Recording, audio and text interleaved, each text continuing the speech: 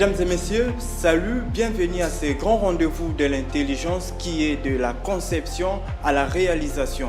Cette émission met dans son centre d'intérêt l'entrepreneuriat. Alors pour ce faire, aujourd'hui nous recevons pour vous Monsieur Renato Tsumbu qui est le PDG de Tendaji Technologies. Ensemble avec lui, nous allons développer des concepts entrepreneuriaux. Question de nous motiver et de vous motiver aussi dans cette aventure entrepreneuriale. Monsieur Renato, bonjour. Bonjour. Comment allez-vous? Ça va très bien et vous? Très bien. D'entrée déjà, comment définissez-vous l'entrepreneuriat? C'est vrai qu'il y a beaucoup de livres, il y a beaucoup de choses qui s'est dit autour de l'entrepreneuriat. De ma petite expérience et de ma petite vision, je considère que dans la vie, il faut la gagner. Et il y a deux chemins. Et pendant longtemps, le chemin qui nous a été montré, c'est d'aller à l'école, à l'université et devenir salarié. Mais de plus en plus, on nous parle de l'entrepreneuriat, c'est-à-dire qu'on se lance, on n'est pas seulement obligé d'aller chercher un emploi, on peut aussi la créer. Donc l'entrepreneuriat, ça permet non seulement de créer de l'emploi, ça permet aussi de créer de la richesse, même si c'est vrai qu'il y a beaucoup de choses derrière autour de l'innovation, autour de l'innovation et de l'amélioration des conditions de vie. Donc c'est vraiment ça, créer de l'emploi, créer de la valeur. Et on le voit très souvent dans les entreprises, surtout américaines, ils parlent même de changer le monde. Donc les objectifs peuvent varier quand on veut se lancer en entrepreneuriat. Très clair vos explications. Alors, déjà, celui qui se lance dans l'entrepreneuriat est appelé entrepreneur. Alors, quelles sont les caractéristiques que ce dernier peut développer pour mieux maîtriser ce domaine d'entrepreneuriat? L'entrepreneuriat, c'est pas forcément quand on fait de grandes choses. Moi, je considère que quelqu'un qui vend son pain, qui vend de la boisson, c'est de l'entrepreneuriat. Tout ce que nous faisons, quand nous vendons un produit ou nous vendons un service, on est entrepreneur. Même si c'est vrai que nous considérons certains, comme on dit, il n'y a pas de saut métier. Des fois, nous ne donnons pas beaucoup de valeur à la petite maman qui vend de la braise ou à un quado, mais ce sont des entrepreneurs. Il faut quand même rappeler que quand on entreprend, on devient entrepreneur, il y a soit un produit que les gens peuvent palper ou on peut aussi vendre un service. Donc, dans tout ça, selon le type de projet entrepreneurial, ça demandera du courage, ça demandera de la patience, ça demandera de la vision, de la rigueur aussi, puisque contrairement à tout ce qu'on nous dit, on dirait que l'entrepreneuriat c'est vraiment le monde de bisounours, tout se passe toujours très bien. Il faudra avoir besoin de beaucoup de courage, beaucoup de courage, mais il y a une chose aussi qui est importante, c'est que un entrepreneur c'est un éternel apprenant. Okay. C'est-à-dire que chaque jour vous apprenez des nouvelles choses. Il y a beaucoup de gens par exemple qui disent je vais aller faire un MBA pour me lancer dans l'entrepreneuriat. Je répète bien que c'est ma vision. On n'a pas besoin d'un diplôme pour devenir entrepreneur. Le plus important, c'est apprendre à vendre un produit ou un service, comme je l'ai dit. L'entrepreneuriat, c'est quelque chose qui se vit au quotidien. Mais ce que je peux ajouter aussi, il ne suffit pas seulement de vendre. L'entrepreneur, c'est aussi quelqu'un qui participe à l'économie du pays.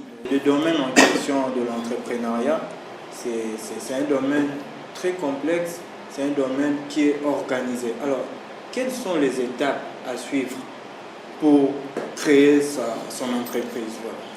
Déjà, la première des choses, c'est une idée. On part tous d'une idée. Quel que soit... aujourd'hui, c'est justement la beauté de la chose. Comme on a dit dans le temps, on nous disait, vous allez à l'école, vous allez à l'université, et une fois que vous avez fini, vous allez chercher un travail. Sauf que l'avantage avec l'entrepreneuriat, justement, c'est que vous pouvez la créer quand vous voulez. C'est-à-dire, on sait tous quand on était jeune, on vendait quelque chose. Déjà, on vendait peut-être des billes à nos amis, on vendait peut-être des photos et tout. C'est déjà un départ, puisqu'il s'agit de vendre. On est là pour vendre un produit ou un service. Dans mon idée, je me rends compte que telle catégorie de population, telle entreprise ont besoin de ces services-là ou de ces produits. Et je commence maintenant à me poser la question, est-ce qu'ils en ont vraiment besoin? Puis on peut aller sur Internet pour lancer des études de marché, des sondages, ou simplement aussi observer. Donc pendant que vous réfléchissez, mais bon, heureusement qu'aujourd'hui on a par exemple les réseaux sociaux. On peut se dire, bon, moi par exemple, je vais lancer un nouveau produit par exemple pour les universitaires, les étudiants, où on peut. Mais rien n'empêche aussi, il y a beaucoup de choses aussi, il y a plusieurs manières de procéder. Mais il est important de réfléchir. Même si Steve Jobs disait que des fois on n'a pas besoin de ça, des fois certaines choses aussi c'est au feeling, c'est de prendre de risques au bon moment. Et finalement, une fois qu'on a réfléchi, c'est là aussi il faut se dire vraiment, est-ce que votre produit, comment est-ce que vous allez commencer à les vendre? C'est là où on parle du business model. C'est là où, puisque c'est important de savoir. Vous créez une entreprise, il faut vendre. Comment vous allez vendre? Comment vous allez communiquer? Comment vous allez distribuer? Comment vous allez développer votre produit?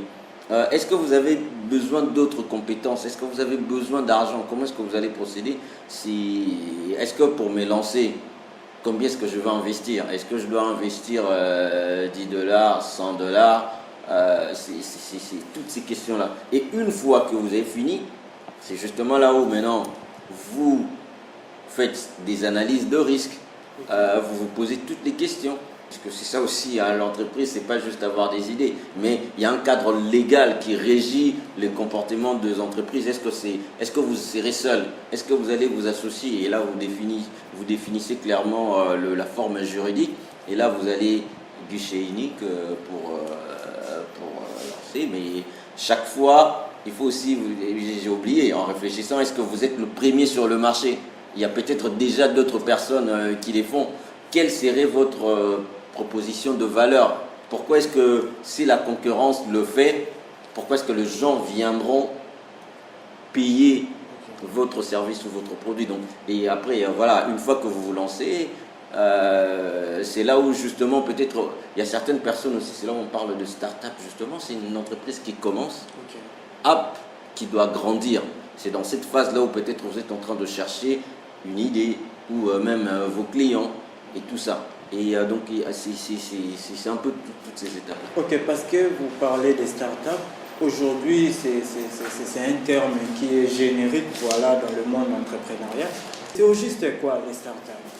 En fait, c'est vraiment ça. C'est que on ne se réveille pas un jour, on se dit que, ok, j'ai mon entreprise et je commence à vendre.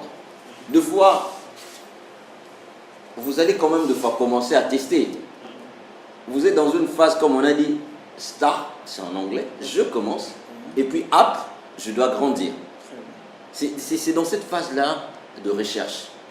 C'est comme ça qu'ailleurs, on encourage c'est-à-dire que c'est là aussi l'innovation. Si on prend par exemple dans un pays comme la France, ce n'est pas forcément toutes les startups, après 2 ou 3 ans qui réussissent. Il y a 90% qui s'arrêtent, puisque peut-être ils n'ont pas trouvé des clients, ou voilà, ils se sont rendus compte qu'ils se sont trompés dans leur idée. Voilà, tout peut arriver. Donc la start-up, c'est vraiment ces moments-là où vous êtes en train de vous chercher. Où vous vous dites, ok, je veux vendre ces nouveaux produits, ou je veux vendre ces nouveaux services. Vous êtes en train de les tester. Pouvez-vous nous citer soit 5-6 défis qui attendent celui-là qui veut créer l'entreprise? Je pense que le premier défi, c'est soi-même. C'est poser la bonne question. Au-delà des effets de mode, l'entrepreneur, est-ce que vous en avez les épaules d'être entrepreneur? Puisque vous allez vous retrouver comme quand Mark Zuckerberg, il avait 19 ans. Vous devez aller dans une banque, aller emprunter de l'argent pour vous lancer, puisque c'est ça aussi, où les gens doivent investir dans votre entreprise. Est-ce que vous allez tenir la pression, le rythme, quand vous vous lancez, par exemple, vous ne trouvez pas de clients? Est-ce que vous allez tenir? Il faut aussi se poser la question. Tout le monde n'est pas obligé d'être entrepreneur. Donc, pour moi, le premier défi, c'est vraiment se poser des bonnes questions et ne pas avoir honte de ne pas compter sur les avis de gens qui ne vous connaissent pas. Puisque généralement, nous allons toujours voir des gens qui nous connaissent et qui se trompent un peu dans leur jugement. Ils ne seront pas objectifs. Mais il faudra vraiment se remettre en cause. Je reste encore sur ces premiers points. Le premier défi, c'est vraiment soi-même. Il faut éviter une chose. Très souvent, quand nous nous lançons dans l'entrepreneuriat, nous tombons amoureux de notre idée. Très bien. Au point que notre jugement n'est plus objectif. Est-ce que vraiment nous tombons amoureux de notre idée ou nous voulons vraiment gagner de l'argent? S'il n'y a pas de client derrière, s'il n'y a pas d'entrée d'argent, comment vous allez tenir? Donc tout ça, c'est de coup. Et l'autre défi, est-ce que vous allez travailler seul? Moi, je conseille beaucoup de s'associer, puisque un entrepreneur, c'est un peu comme un couteau suisse. Il y a beaucoup de compétences et humainement, nous ne maîtrisons pas forcément tout. Chercher à être entouré. Le défi, c'est de l'argent. Puisque c'est ça aussi un autre défi. Voilà, il faut se poser la question. Comment je veux financer mes débuts? Comment je veux commencer? D'ailleurs, c'est une question capitale. Voilà. En fait, il faut vraiment se poser des questions. Même si, moi j'observe un comportement aujourd'hui. Nous pensons peut-être que la Banque mondiale et tout ça, ils financent des projets d'entrepreneuriat. C'est-à-dire, les gens n'ont pas forcément des idées, ils veulent juste avoir de l'argent. Or, aujourd'hui, pour nous, par exemple, dans un pays comme la RDC, nous connaissons le taux de chômage, nous en avons vraiment besoin. Nous avons besoin de gens qui créent des nouveaux emplois. On en a vraiment besoin. Donc, on se pose la question, comment je finance mon activité? L'argent. L'autre chose, le temps. Puisque soit le produit que je vends existe déjà. Aujourd'hui, si j'ai besoin de faire mon business, je veux devenir taximan ou je ne sais pas moi, je vends du pain, je veux faire un dépôt de boissons. C'est déjà quelque chose qui existe.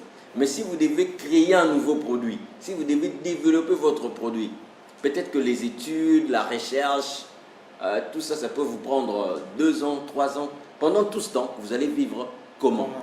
Très bien. Et l'autre défi aussi, je pense peut-être que le dernier, cela ne dépend pas aussi de vous. Aujourd'hui, quand on vous parle d'une entreprise comme, quand on dit Samsung, quand on parle de Hyundai, quand on parle de LG, ce ne sont pas seulement de grandes entreprises, c'est aussi les symboles des grandes nations. Okay. Quand on parle de Coca-Cola, de Google, de Apple, c'est les États-Unis. Si on dit Orange, Peugeot, voilà. Là où aussi l'autre défi, c'est aussi avoir le soutien de l'État. Et ça, c'est un soutien qui est très, très, très important, puisque ce n'est que l'État qui peut jouer ce rôle-là de chef d'orchestre pour réguler, pour qu'on soit dans un environnement favorable à tout le monde. Merci. Alors, partagez-vous le même avis que les autres pour dire que l'entrepreneuriat serait l'une des solutions efficaces pour diminuer les taux de chômage dans un pays sous-développé? Mais dans un pays sous-développé ou développé, on en a. Le vrai problème aussi, c'est la vision. Nous, on pense forcément que ça doit être quelque chose de numérique, de grand, de digital et tout. Non. Nous devons considérer que quelqu'un qui ouvre son bar, il crée de l'emploi. Il donne de l'emploi. Quelqu'un qui a ouvert une pharmacie qui emploie 2 personnes, il crée de l'emploi. Ça ne demande pas forcément d'avoir de grandes choses. C'est là où justement l'entrepreneuriat n'est pas un effet de mode, c'est un vrai besoin. Pas seulement pour le pays sous-développé, même le pays développé, tout le monde mise dans ça. Et aujourd'hui, nous en avons grandement besoin. Nous savons qu'aujourd'hui, on a une grande population jeune qui a besoin de l'emploi. Donc, non, c'est un vrai cadre, on en a vraiment besoin. Mais le plus important, il faut l'encadrer. Il ne faut pas seulement que ça devienne un effet de mode pour venir, comme on le voit souvent sur les réseaux sociaux, où les gens disent qu'ils sont entrepreneurs, mais l'entreprise, on ne la connaît pas. Donc c'est là où aussi, pour que vraiment l'entrepreneuriat ait une vraie valeur, il faut une vraie collaboration entre le public et le privé. C'est qu'aujourd'hui, l'État ne crée pas de l'emploi, ce sont les entrepreneurs qui le créent. Donc il y a un vrai partenariat qui doit être fait, de l'accompagnement, de la facilitation, de manière à ce qu'il y ait un environnement favorable pour que l'emploi s'est créé.